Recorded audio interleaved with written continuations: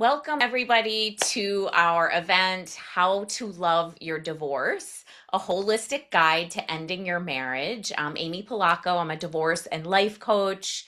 My heart has led me to this work, empowering and advocating for women. We are so happy to have Sharon Oberst-Afala with us today. She is incredible. And I think this topic is a great one. And I know some people, I've been posting all over social media and they said, can you really love your divorce? We're going to find out how you can love your divorce. Um, a couple things about me. If you don't know me, I made lots of mistakes in not one, but two divorces and learned so much along the way. I have clients across the country, but I'm in Connecticut. Like Sharon is. And I'm a big believer that women have to be the CEO of their own divorce and really should educate themselves before deciding on a process or attorney. And I send many of my clients to Sharon. She is great. I'm also a journalist who writes about some of these topics. I had an article a couple months ago in Newsweek about why more divorced women are staying single after they split. And I just launched a podcast called Girl Wake Up for all women. It's suited for our time where some of our systems are not protecting women. I believe we should all educate and protect each other. So I have guests on divorce, money, new beginnings, which is really a lot of what we're talking about tonight, and success stories. I'm going to be featuring some women, and what they've done, the amazing things they've done after divorce. So something positive can definitely come out of it. Please save your questions until the end tonight. But I want to thank Sharon for sponsoring this event. I love the fact that her website says it so perfectly that she is a divorce attorney with a heart. Right? And I often say to her, she spoke to one of my group meetings in person a few years back, and she just exudes warmth. Okay. She's been in practice as an attorney since 1992. Her clients include families, couples, and individuals, and she has helped her clients navigate all phases of life cycle events. In family law, she's helped with pre and post nuptial agreements. I think all women should have those. Divorce and separation, custody, visitation, alimony, and child support. High net worth families trust her to keep their family matters discreet and cost effective. And she brings in professionals like therapists and certified divorce financial planners as necessary. And I love the fact that you say this, Sharon. Families of more modest means can avoid the pitfalls of litigation by working with you, right?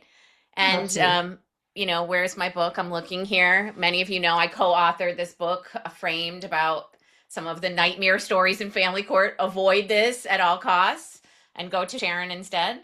Um, and she also does estate planning, right? So I love the fact that you are a Reiki master, Sharon. Is there anything you want to say before we get to some of the questions tonight? I'm just excited to be here, Amy. I love the work you do, both directly with your clients and in forums like this, and the fact that you bring it out in your writing, that you bring it out into the world. It's just so much misinformation and disinformation, and the fact that you help women become empowered through intelligent directions like this. It's amazing. I'm happy to be here. Oh, thank you. Thank you so much. I feel the same about you. That's why I often, tell clients there are only a few attorneys I send my clients to, and they are attorneys I know have done right by my clients, right? So, Sharon, you've been a family law attorney for over 30 years. What made you start taking a more holistic approach to divorce, would you say? I'll make a joke and say lawyers made me do There's truth in jokes, right? Yeah. So when I started in family law out of law school, there was a lot of high drama. I worked as an attorney for minor children. I worked representing one spouse or another. I went to court on a regular basis. I knew every marshal in the courthouses by name, right? It was like, we're in it, we're in it, we're doing this, like this armored battle that I needed to be in for these people. And there came a time where I suddenly began to realize that the more I did that kind of work, the more I fed into that kind of work. And there was an evening in which I was home. It was 10 o'clock at night, and I'm getting a phone call from an 8-year-old girl telling me that she and her brother can't go to bed because their parents are fighting about who gets to sleep in what room. And it just, I suddenly felt as if I was not doing this family the good that I wanted to be doing for them. That I ran over there, of course, I helped them get to a solution that night. We put in emergency motions for the next week for court. Like we did all the stuff, but it suddenly had this hollow pit in the middle of it that the work I wanted to be doing for this family was being interrupted by the work I was actually doing for them. And so I have over time slowly at first pivoted, and now I do no litigation at all. And my work is only about preserving the best parts of the relationships that led to the marriage, that led to the family, and helping the divorce just be the process that it needs to be, the pivot point, there's a pop phrase decoupling, right? Because I'm talking a lot, I'm sorry, but I just want to make this No, go one ahead. point. The reason there are laws that allow there to be divorce in every state in this country and in almost every country in the world is because without divorce, people are trapped. Hmm. Point of a divorce, the reason divorce exists at all is to improve people's lives, Right. right? The spouses, the couple, the children, if they're there, the in-laws who are putting up with whatever dysfunction is happening, right? Like the whole point of divorce has never been organically to ruin people's lives. That's just what some people might call gravy. Hmm. That's true. And we could get into a whole debate, and it's something I've written about, right? About getting rid of no fault divorce, right? And I believe it scares me because I think it could trap women in dangerous situations, right? So And I historically, it has. yeah, exactly. And all the stats show suicide has gone down with no fault divorce and all sorts of things. So, when you say you can actually love your divorce, right? I mean, that's a radical shift for many women. And what do you mean by that when you say that? Because there are some women out there like, how could I possibly love this? It's hell. Yeah, it's a great question. And the truth is this, it's what it anything in life, but your divorce is this amazing opportunity to stop and weigh what actually matters to you. To take a new lens at the life that you may have gotten used to or may have gotten comfortable with or may be in because you think all the other options are just worse, but it's an opportunity, just like graduating college is an opportunity or going to a new resort is an opportunity. It's an opportunity to reset your mind, to change your intention, to see the world in a different way, and to presume that you can have a future that matters to you in a better way, the future that you create for yourself in a way that leaves behind what was wrong with the marriage, with the relationship itself. A lot of times somebody comes to me with a divorce and only one of the two partners thinks they want a divorce. I don't want a divorce. The divorce is what's going to be wrong. And What do you the do in that case? well, the core of it is this: to whom would you like to be married? This person who doesn't want to be married to you? That no, Right, right? right, right, right.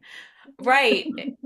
That is exactly true. I was asked to be a guest a year or two ago, and I was on a national TV show where I was pitted against someone who was, wanting to get rid of no fault divorce, right?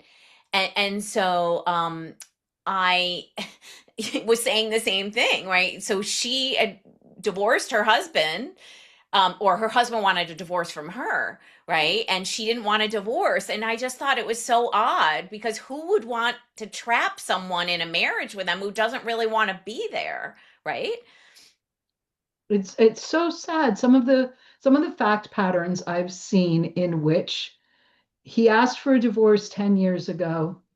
I convinced him to stay. and now we have to have a divorce because he's having an affair. Right. He told you. I'm sorry, but he Right. did. It doesn't Right. make him right. I'm not Yeah. defending Yeah. him. Right. But when somebody tells you what they think and when somebody tells you who they are, the adage is believe them. And it's painful to see what people are willing to contort themselves into to try and hit an ideal that may not be available in this fact pattern, That right? is a great way of saying it. And that quote is Maya Angelou's quote, right? Like when someone shows you who they are, believe them the first time. Of course, hindsight's always 2020, ladies, right? I've been guilty of not seeing it the first time myself, but I think that is great advice. And Sharon, what are the biggest differences between a traditional divorce, do you think, and a holistic or non-adversarial one? So I honestly believe it starts right at day one. I have had couples who start a divorce with me and reconcile. I've had yesterday, I had a divorce where we finished our final papers yesterday.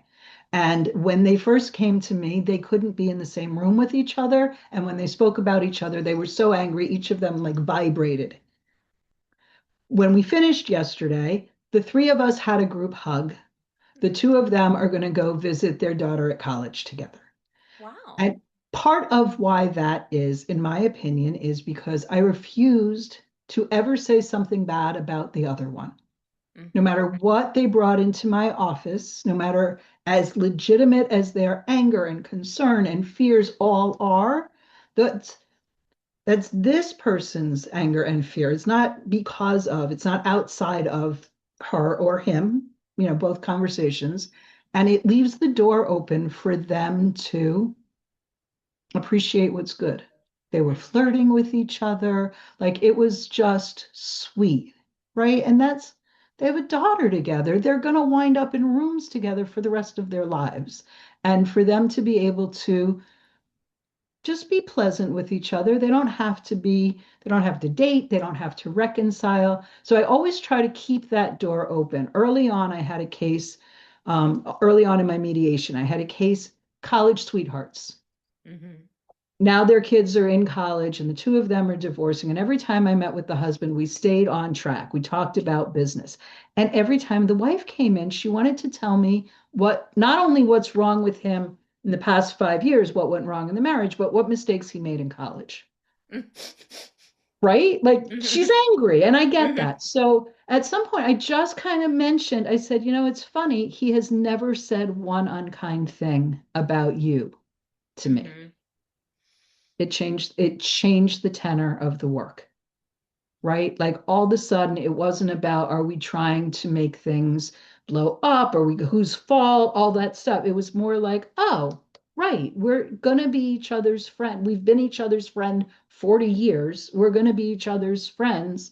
How are we gonna so that's where I think it starts. And then from there, um, I've had cases where I've encouraged my clients to speak with their daughter, their sister-in-law, their mother-in-law, people with whom they had an allyship before the divorce began. Hmm. And they're part of the holistic picture, the entire ecosystem of who you're going to know the rest of your life, whether you're warm with them or not, who your children are going to be related to.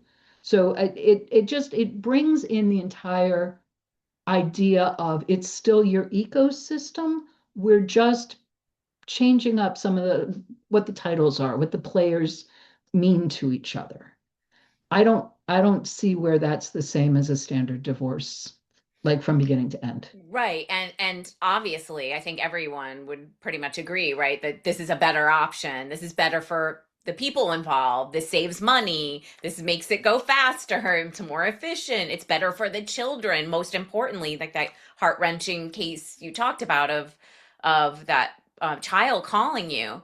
But there are people who are not willing to do this, right? I just have to say that because I know that we have some people on tonight who are dealing with the high conflict spouse who is like in my book, and you cannot get them there, right? They don't want to mediate. They start, I'm sure you do have stories where maybe it started in litigation, or perhaps, and you were, or one of the spouses wanted to do litigation, but you were able to convince them to do collaborative or mediation.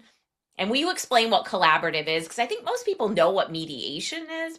I mean, maybe you could just give a cliff notes on both of them. Yep, happy to. I just want to respond to the point you were making, Okay, and then I'll do collaborative sure. versus. Um, yes, the answer is yes. I have had people who have hired huge, well-known litigators in our area, and I've been able to bring them to a beautiful resolution without ever going to court. Yes, I've had people leave litigation and come to me for mediation. And yes, I have had very successful outcomes with case book narcissists.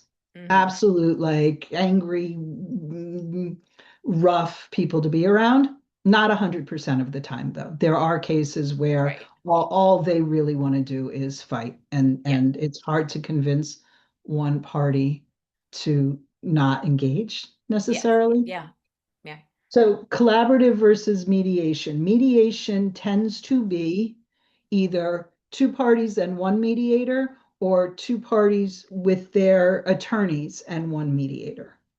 And Right. so the mediator is almost in the role of faux judge.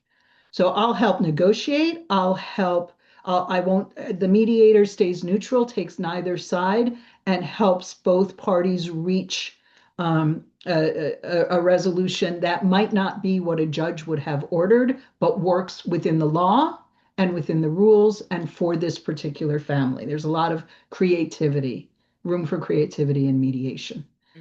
as opposed to collaborative. In collaborative, each client hires an attorney who represents, like the collaborative attorney represents the best interest of their client, as opposed to being a neutral. So Yes. you've got two advocates, two clients, and then there's either a neutral um, financial planner or a neutral mental health Yes. professional, or both. And what happens is now you have a team of three or four professionals in addition to the two clients, all in one room, all kind of rolling up their sleeves and saying, all the finances are on the table.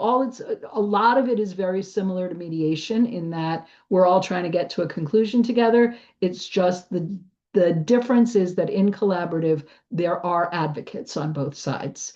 So when I have a mediation case in which somebody is just a much better talker or much more confident or da da da, right? Like they're a good candidate for let's collab instead. Let's Hmm. get each side their own proponent. Right. And one thing to note, everybody, is that if you do collaborative and for some reason it breaks down, I've had that happen with a few of my clients who are dealing with high conflict spouses. Your collaborative attorney cannot represent you in court, cannot be your litigator, even if they do litigation because they signed something saying they won't go to court, right? So I think Yeah. that's important. I do think, I've said to clients, Sharon, and it has worked in some cases, that sometimes getting that whole team in the room almost like shames a bad actor type, could be whoever the bad actor is who's not reasonable, because it's kind of like, okay, I'm really going to look like the jerk if right? If they're saying, well, a judge would say this much for support, right? And, because sometimes some of my clients are divorcing people who are saying, I'm not paying any support, even though they have been the breadwinning, you know, spouse. So, thank you for that. And then, of course, the mediator drafts up the agreement, right? And Yes. If in you, mediation. yeah, if there are mediators who are not attorneys. That's true. Yes. So if it's the financial planner who's a mediator, they might send me over their notes and then I do the drafting, even though I wasn't the first mediator in the Got it. matter. Got it. So, let's talk about the emotional and energetic part of divorce, right? Because when I was posting about our event, I thought, you know what? Self care is a strategic move in divorce because an attorney told me years ago there are three parts of divorce, Amy: legal, financial, and emotional is the most important part. Because if you don't have that under control, right, you could make crazy decisions. I look back, I made decisions I regret. It's one of the reasons I became a coach, so I didn't have anybody to really talk to about it. So I'm wondering, what role do you think self care plays in you being strategic about getting what you want in your divorce? It's such a great insight, Amy. I love it. Here's the thing. I think that a lot of the stressors in divorce, they come from outside, they come from all of the other reasons, but they also come from inside.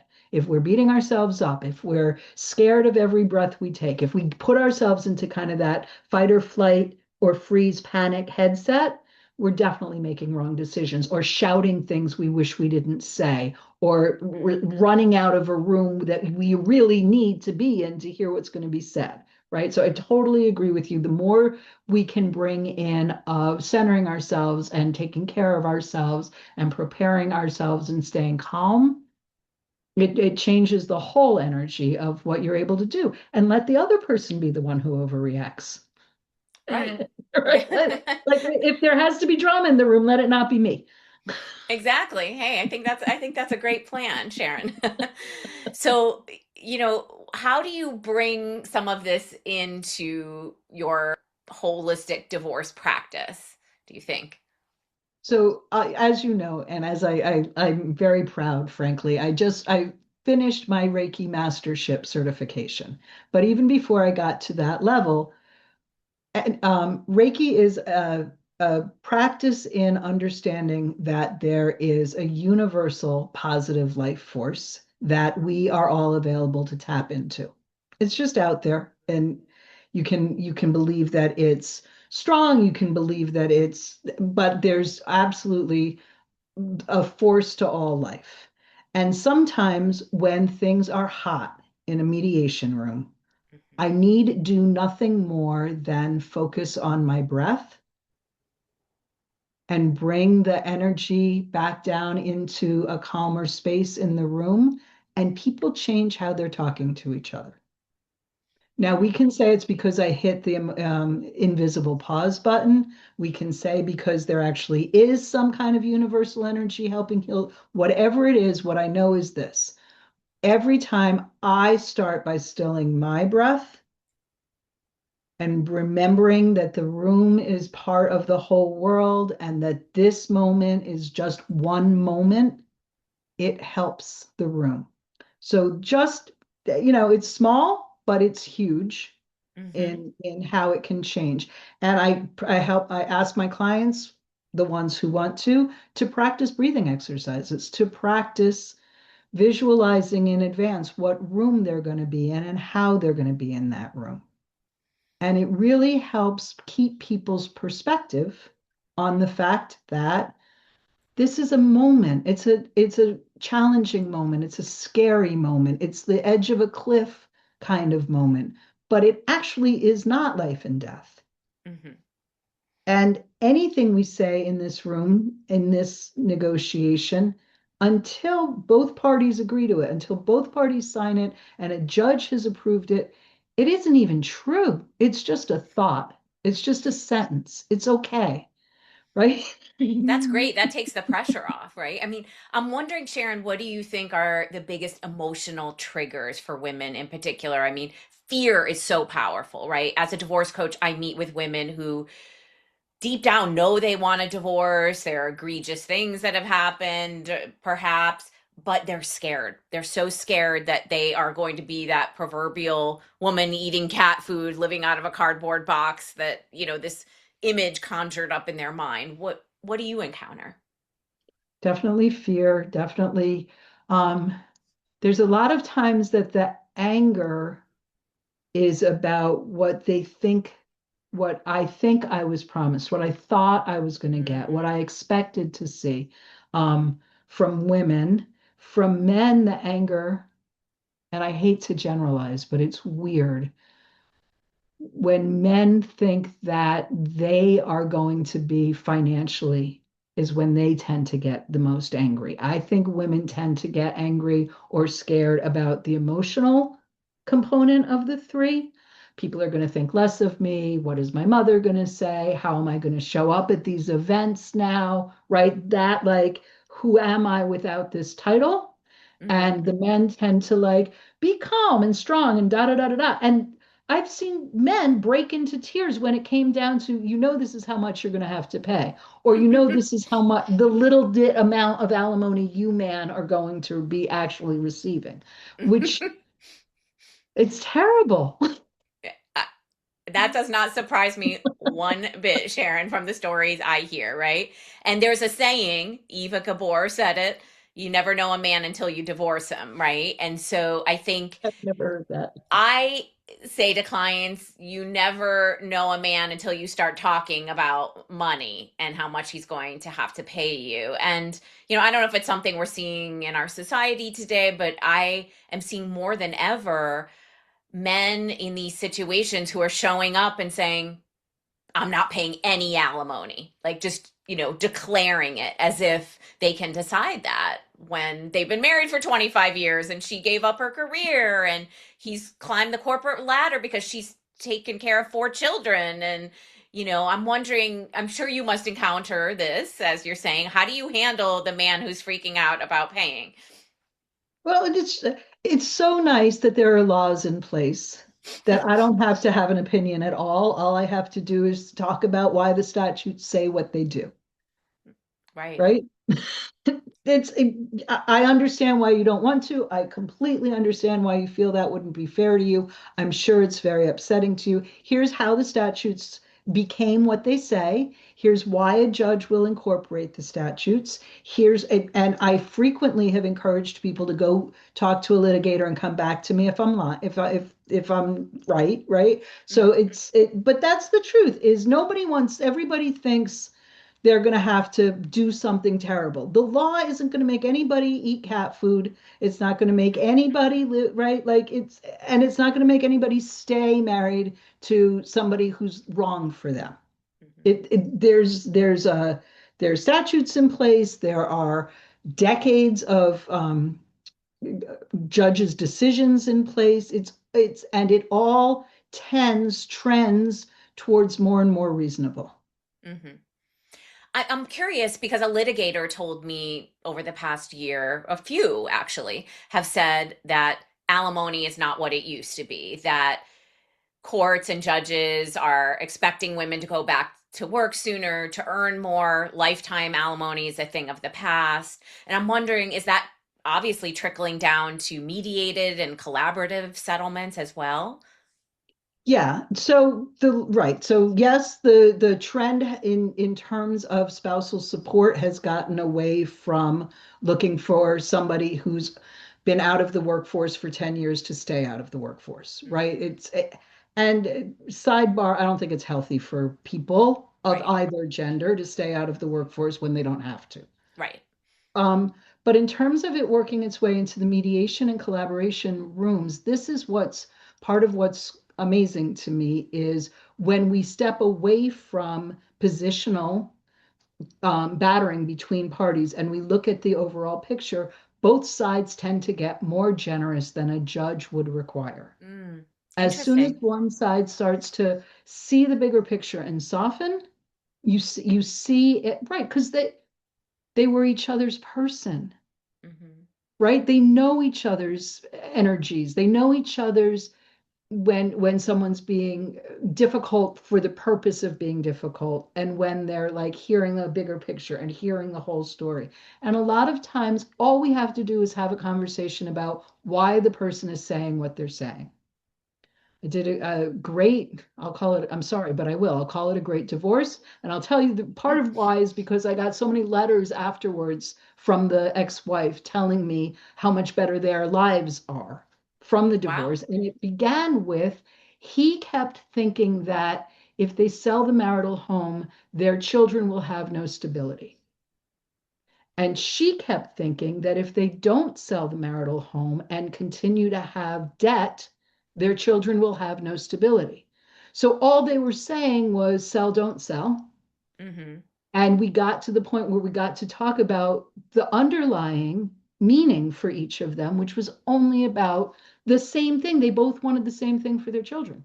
Mm-hmm. So as soon as we got to that understanding, then we were able to restructure how long he's going to stay in the house and how he's going to pay her out and all the other parts that like we suddenly just walked away from the position each of them was holding to get to the meaning. Interesting. Do you think that more people are doing mediated divorce and collaborative divorce than litigation these No, days? no. No. No, I had to go to court for something. I was doing a calendar call for a colleague. You couldn't get in the courtroom. Mm-hmm. The calendar call for family law on a regular Thursday morning was in the hallway for all of these litigated cases. And I when you're there for a litigated case, when your attorney is there for a litigated case, they could be in the courthouse for 2 hours before they get 1 minute in front of a judge. And you're Mm-hmm. getting billed for that time before anything of substance happens. And that 1 minute in front of a judge might be for something as simple as the other attorney refused to answer my question by Tuesday. I want the party held in contempt. No, we'll give them another 4 weeks. Thank you, Your Honor. Goodbye. Like it's crazy, in my opinion, what Mm-hmm. can happen. And no, I think it's crowded and I think that it's a lucrative field so that it draws more people towards it. I wish that it went the other way. Right, exactly. Well, I think there is more education, certainly in Connecticut. The CCND, right? Connecticut Yeah, Council on great group. Non-Adversarial Divorce. And I know Rosemarie Ferrante, who runs that. So, I think it's great when it's possible. Like we said, what drives me crazy, I say so often, is when I'll see women post in a Facebook group, I need a shark attorney right away, right? And I always answer, please don't rush out and hire an attorney. Educate yourself about the choices of the processes you can choose from, get your ducks in a row, and I think I'm trying to get that word out there in any way I can. There was an article, this Greenwich girl kind of Instagram and site ran an article where they did a Q&A with me about this that said before you hire an attorney, talk to a coach, or someone. So I think it's important for people to know what's out there. Um, what are, some of the emotional, patterns you see for people, I guess women in particular that you help with and you think a holistic divorce helps with? I mean, you talked a little bit about, mitigating some of these feelings, right?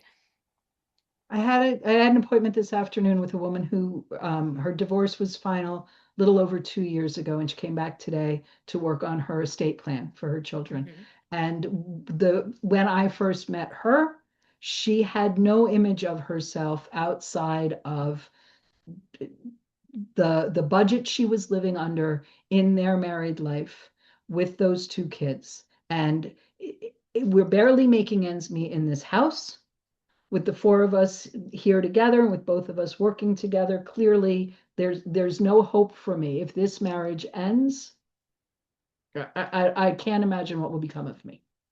We went through the process. Obviously, she didn't wind up with nothing, right? We did the work.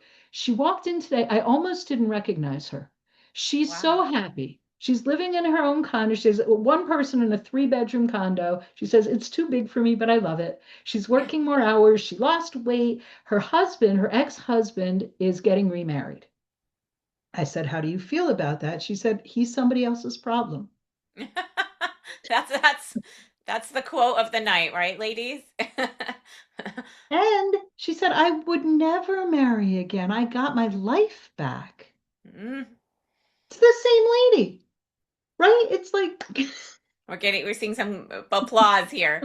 And that was exactly the angle of my Newsweek story, is that women who have been through some of these marriages and divorces are like, no way. I, treasure my peace. And I do think there's a spiritual journey. I think more of them are opening up to, dealing with past trauma, maybe healing, going to places that restore you, like we were talking about the Omega Institute before we hopped on tonight, talking to intuitive healers. I have a good friend who does that, who has helped many women, and I've sent clients to. Do you see that trend where, did this woman embark on some of that as well? Reiki?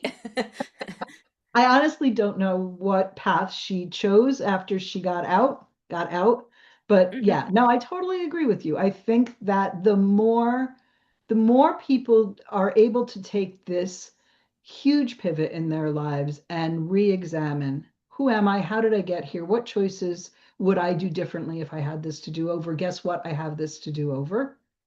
And it could be a spiritual path. It could be a physical, like becoming more athletic. It can be all different directions. But I totally think you're right that the piece that matters is somebody finding who they want themselves to be.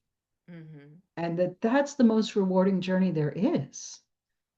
Right. And I think it's the most rewarding for us, in the work we do, right? I just had recently a client who had a small child, and she went and bought her own first house, and she sent me a picture, and she was just so excited. And I felt like, wow, I'm so happy she wanted to share that with me. Right. And a woman, I usually don't talk to people in public, unless they talk to me. And she came rushing up to me on the main street in my town, gave me a hug. I'm so happy now. Thank you. Hiring you was the best thing I did, and da da da. And I love to see that, right? And that's really what we want for people. Sharon, before we open it up for questions, why don't you tell everybody about your book? Because I think that's super exciting. Thank you. I'm talking to publishers. It doesn't fully exist yet, other than I've written the heck out of it. And I just want it's called How to Love Your Divorce. It's about loving your divorce. And it's exactly what you just this moment are describing, Amy, right? How happy are those clients of yours that they're out of the wrong relationship and in their own lives? And that's the whole point. It's the whole thing I say throughout the book. The book, as written, is here's what divorce is, here's how it was created, here's what it's supposed to do, here's the difference between litigation, mediation, a GAL versus an AMC, that kind of like basic information Mhm. people need to know to be educated and empowered. Second section is here's how holistic divorce attacks those things. Here's how you take this amazing opportunity in your life, see it as that, embrace it as that, and grow from it. And then there's this little bonus section at the end that are guided meditations Mhm. directly for picturing oneself going into the conference room and knowing how you're going to be in the conference room, going into your kid's kindergarten classroom knowing that the ex-husband is going to be there and how you're going to be fine and happy and joyous because it's your kid's first day of kindergarten and those kinds of things. That's the point. The whole journey is to go from where I don't want to be to where I absolutely should be. Absolutely. And I love that. Divorce meditations, ladies. I haven't heard of that before. I'm going to pop up Sharon's information before we open it up to questions. This is her. She has offices in Norwalk and Monroe, Connecticut. But, we have people on from all over. And I know that your tips and your insights tonight were, um, you know, useful and helpful for everybody.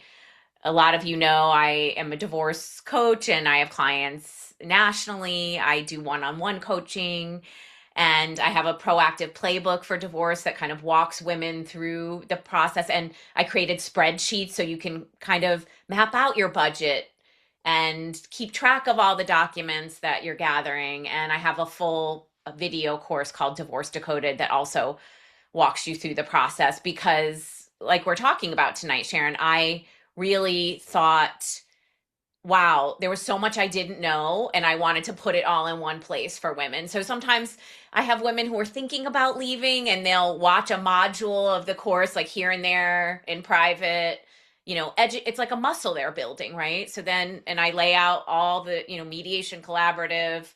And a lot of people think litigation is can be a wonderful thing. I get to tell my story and it's this dramatic moment like we see on TV. And you and I know only 5% of cases have that, moment where you actually get to, go to trial, and you don't want the bill that comes with Right, that. right. Right. So I want to open it up for questions from anybody. I I had got a couple, hold on, that people sent me privately. Oh, Jonna. Okay. Go ahead and unmute, Jonna. Yeah, hi. Well, first off, thank you so much. That was really informative. Great questions and great um, information there. I had one follow-up question. One thing that was very helpful for me is how you broke down all the different professionals in this field. And I would love to have a resource for my own education as well and understanding to reference. Like, you talked about lawyers, you talked about mediators, you talked about, I was curious to know if you have a kind of a glossary of those terms per se. Does that make sense? A glossary of the terms of the professionals. Is that the question? Yeah, because I'm thinking for the sake of, sometimes you maybe don't know who's the person that you should be getting in contact with, or because I feel like you had a list there of about 4 or 5 different professionals that are in this field, but I think I got lost in who is the right person to help you with this sort of scenario. Does that make sense? It absolutely does. I love the question, Jonna. Thank you. No, I don't have a glossary of them. However, that is a section in one of the chapters in my book, and I'm wondering if I can, or if I should, I can go find it and adjust it for a blog and post it on my blog, Yeah. or Okay. or send it to Amy for her to Yeah, post. sure. But yeah, that's a great, thank you very much. Yes, I'll steal your idea. I'll write a glossary. Thank you Thank very you. much. I appreciate it. Because Thank you. Jonna, tell everyone what you do. I mean, So, so I'm a loan officer, so okay. I help people finance homes, and I especially have been really drawn to Amy's work, and Sharon, I was really happy to hear about your work today, particularly because I've encountered a lot of women who are about to go through divorce or are in the process of it, and I have found that they oftentimes don't have the financial skills or literacy yet to help them transition into the next stage of their life without their partner, who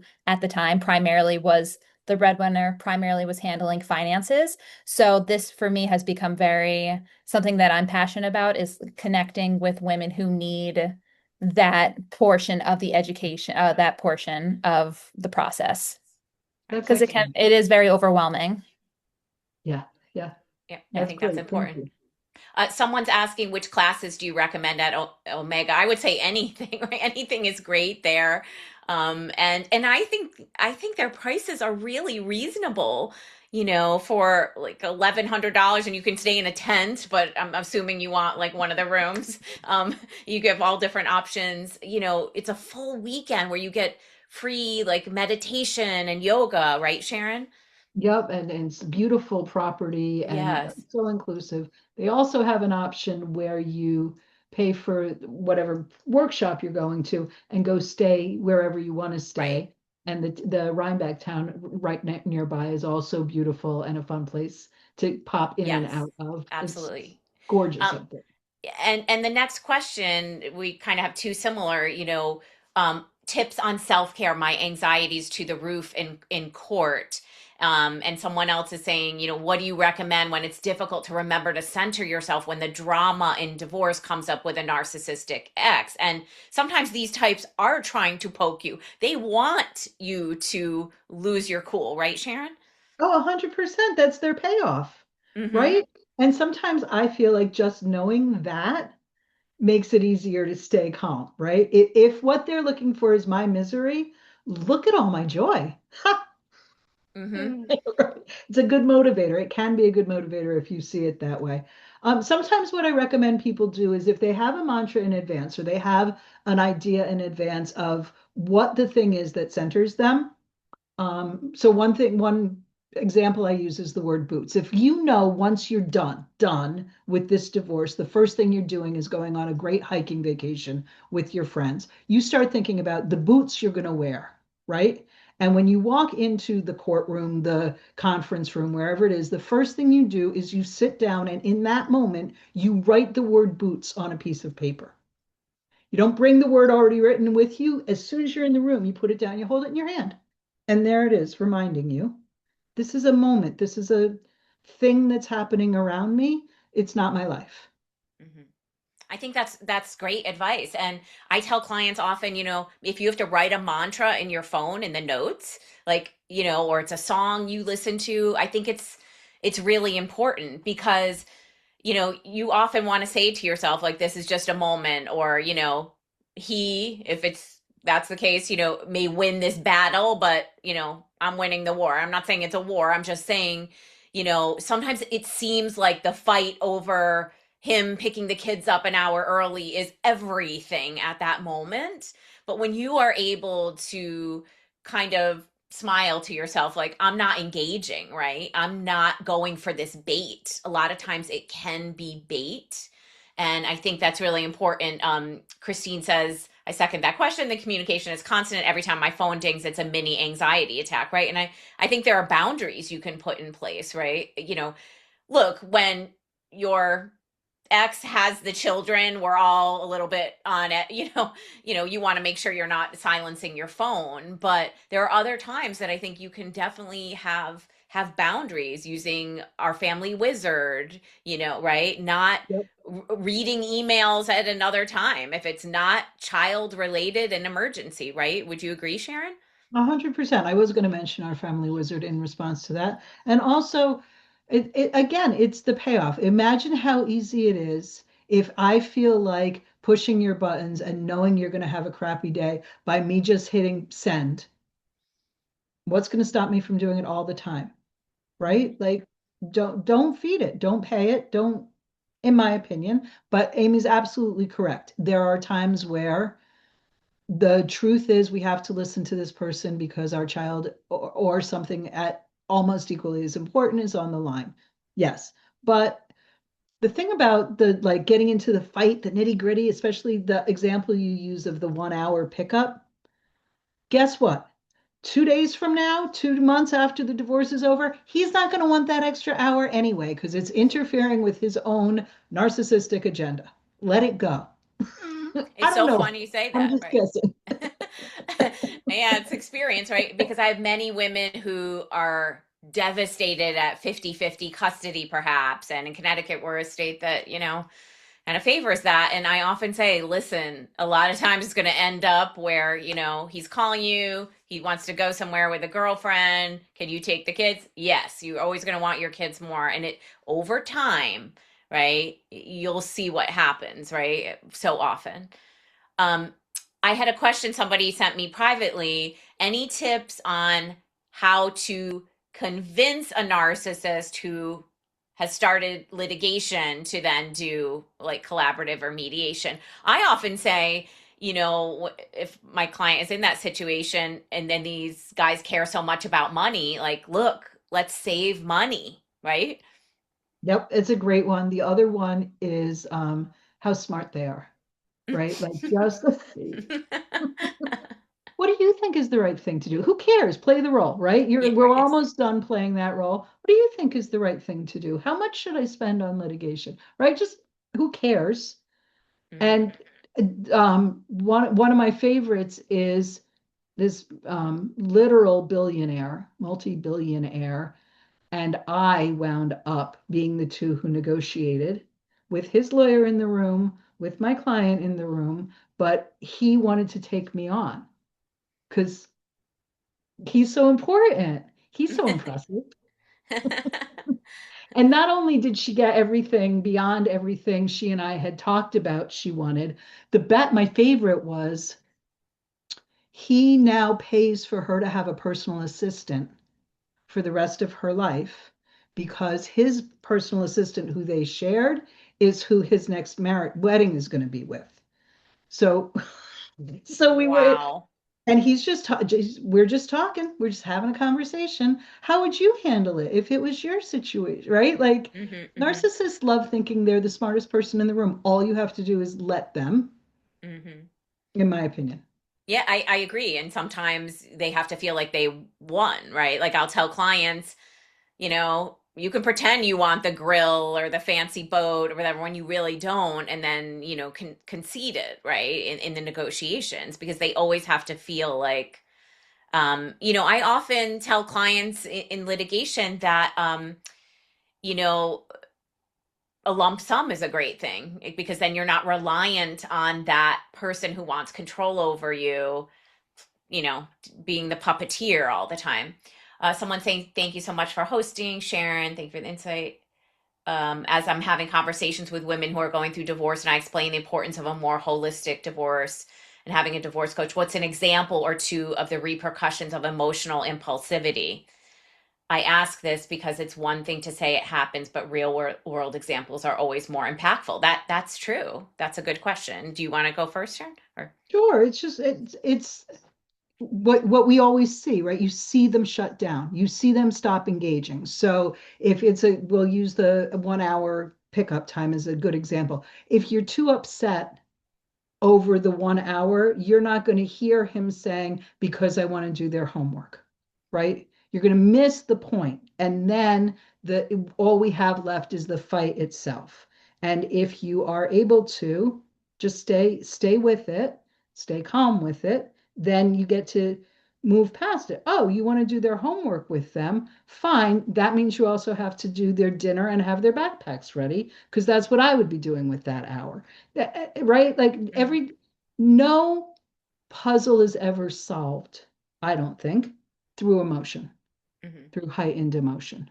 So, Right. It clouds our reason, right? And I look back, I made some mistakes in mine. And I would say that, when I use the example of women I see going into these Facebook groups saying, I need a shark attorney, and they immediately go hire a litigator and things start escalating. And pretty soon that attorney's like, and you need a forensic accountant for 20 more thousand, and then you need somebody else you need a parenting coordinator for this. It can start to mushroom up, and pretty soon you are knee deep in this. I have had women come to me 100,000, 200,000 into a divorce, and their attorney is not returning their call. They don't know what the strategy is, and they're just being told to fork over more money, right? And so it can take on a life of its own. So rushing in is really not the right thing. You want to educate yourself first. And I think that, to the point I made at the beginning, you have to be in the driver's seat. You can't just hire an attorney and think, all right, I'll put my feet up and they're going to handle everything. You know your situation better than anybody. Oftentimes I'm helping clients like, okay, let's put a one pager together on this for your attorney because we know they're handling so many cases. If you want to make this point, make it easy for them. Here are the bullet points of why you want this type of visitation or whatever it is. So I think that rushing, it may, give you adrenaline in that moment and you think you've got somebody who's going to fight it out for you. But I hate to say this about some attorneys, right, Sharon? But, sometimes it just doesn't turn out that way. no, I think right, the saying yes to a shark and a shark's agenda is just acting from fear. I Hmm. want somebody else to be the bulldog for me. I need protection. And they're not necessarily protecting you. Well said. Very well said. Right. And I encourage everyone, to read this book because we put down here, Know the Abuser's Playbook, because it talks about how, the worst of the worst can manipulate the system. And it is litigation, right? They start the process and then, pretty soon you have to keep paying more and more retainers. And sometimes you feel like nothing has even been accomplished and you're still paying a retainer. So I hope that answers your question. Real world examples. I can tell you just this week, I was speaking to a client who, feels like she made the wrong choice with an attorney. She's not getting any response, and we're talking about the pros and cons of finding someone else, right? So I think that's important. It does. All right. It's frightening. Yeah. I think that's all the questions we have here. Anything you want to add, Sharon, that I forgot? I think this was really helpful for This was women. It's wonderful. It's a wonderful forum. Thank you. And it really feels good to get to talk about this kind of work. That's like I just feel like there's a lot of noise that makes divorce worse and therefore makes marriages worse in the world, right? If you're afraid of divorce, you stay in a bad marriage. Right. So thank you for empowering people and thank you Oh, for thank you. inviting me. I think you should do some of those divorce meditations on social media. They will be they will probably go viral. It's a great idea. I'm adding it to the glossary Yes, idea. add that to your list. But thanks everybody for being here. And if you're watching on recording, well, I'm glad you did. And please reach out to Sharon if she can help you and look out for her book. All right. Thank you, Amy. Thank you so much. Good night, Thank you both everybody. so much. Good night.